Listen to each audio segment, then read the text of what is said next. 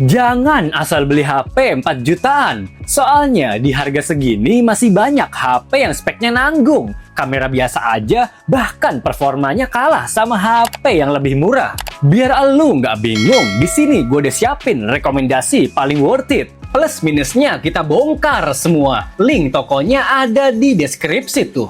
Oke, langsung aja. Nih, cek 5 rekomendasi HP 4 jutaan terbaik versi ya Tecno. Kita mulai dari nomor 5. Harga Motorola Edge 70 Fusion emang jauh di atas 4 juta. Makanya gue rekomendasiin adeknya si Edge 60 Fusion yang masih worth it, bos. HP ini termasuk all-rounder di 4 jutaan. Desain elegan, build quality solid, dan udah sertifikasi militer sampai rating IP 69. Soal mesin tempurnya, Motorola nanemin chipset Dimensity 7400 5G dan RAM 12GB. Penyimpanannya juga termasuk luas karena punya muatan 256 GB. Kapasitas baterainya emang gak sebadak HP zaman sekarang. Tapi menurut gua, baterai 5500 mAh masih terasa awet karena OS-nya nggak banyak bloatware. Fast charging-nya juga udah 68 watt, cuma sayangnya dia nggak support bypass charging. Walaupun konfigurasi kameranya nggak komplit, tapi hasil jepretan dan rekaman video belakangnya udah lumayan cakep. Yep, kamera belakangnya pakai sensor Sony LYT-700C dan OIS. Jadi, elu bisa rekam video stabil berkualitas 4K. Gak ada lagi tuh hasil rekaman video burik kayak HP jadul elu itu, bos. Gas sikat Motorola Edge 60 Fusion kalau elu suka sama HP-nya. Link beli HP-nya ada di deskripsi tuh.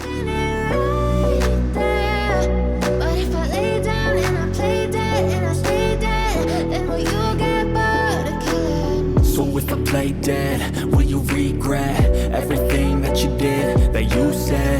I don't. Yang keempat, pengen tampil beda pas pakai HP? Kenalin nih Infinix Note 60 Pro 5G yang punya Active Matrix Display. Bukan cuma hiasan biasa, layar belakangnya ini bisa diandelin buat main game casual.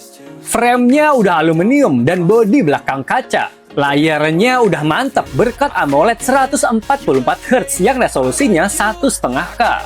Performa juga jadi salah satu yang digemborin Infinix. Yes, chipsetnya pakai Snapdragon 7S Gen 4 yang Antutunya tembus 1,1 juta poin.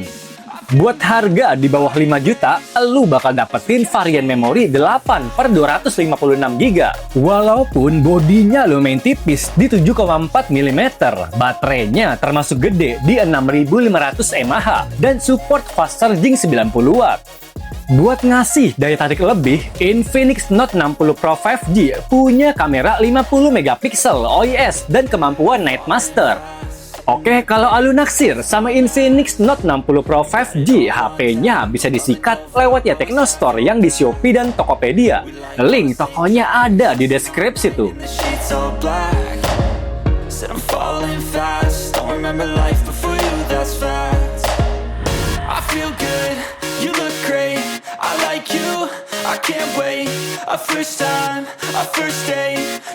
Urutan ketiga, punya slogan iQOO's Biggest Battery Ever. iQOO Z11 5G jelas jadi HP iQOO baterai paling gede sejauh ini.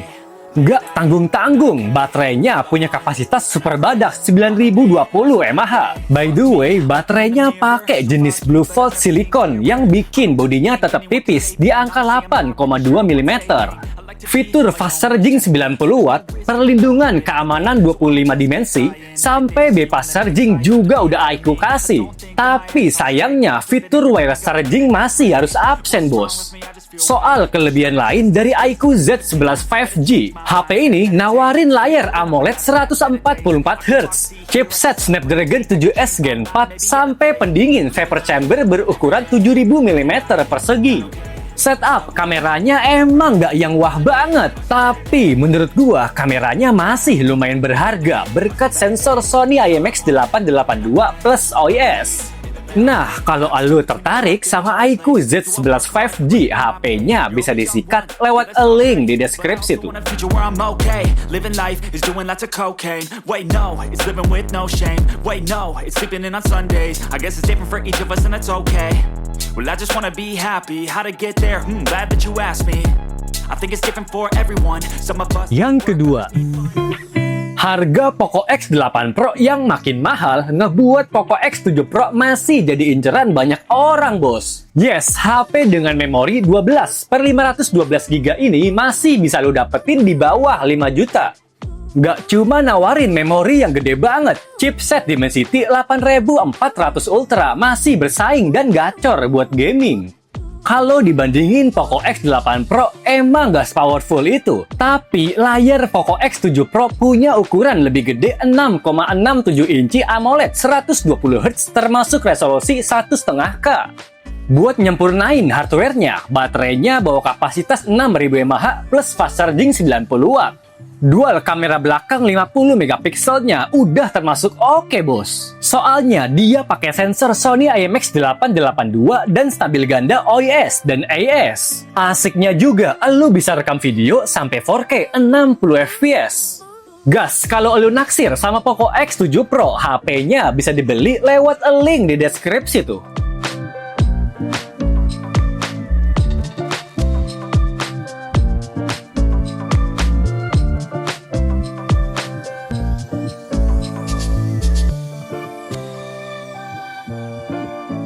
Yang pertama nih, jadi HP all-rounder di kelas harga 4 jutaan. Camon 50 Pro 5G cocok buat penggila fotografi dan gamers. Soal kelebihan kameranya, sekarang Tecno ngasih lensa telefoto 50 megapiksel yang absen di seri sebelumnya. By the way, sensor utamanya pakai Sony LYT700C, fitur OIS dan teknologi quad pixel. Biar kameranya makin memukau, ada fitur AI 100 kali super zoom buat jepret objek jarak jauh. Layarnya juga termasuk oke banget. Yes, dia pakai panel AMOLED 144Hz 1,5K yang dilapisin Gorilla Glass Victus. Performa emang bukan yang paling ngacir, tapi menurut gua buat game menengah, chipset Dimensity 7400 Ultimate-nya masih oke, bos. Nggak lupa juga ada Frozen Cooling Pro System dan baterai 6500 mAh yang bikin makin menarik. Oke, kalau lu naksir sama Tecno Camon 50 Pro 5G, HP-nya bisa dibeli lewat ya Tecno Store yang di Shopee dan Tokopedia. Link tokonya ada di deskripsi tuh. Today's gonna be a good day. Wake up. Today's gonna be a good day. Wake up. Today's gonna be a good day. Wake up.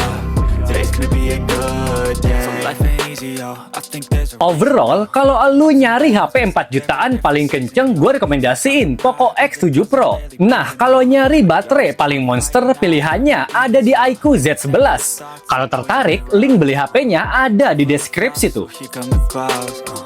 They'll never stop unless I can swap all the bad for the good in my head when I'm lost.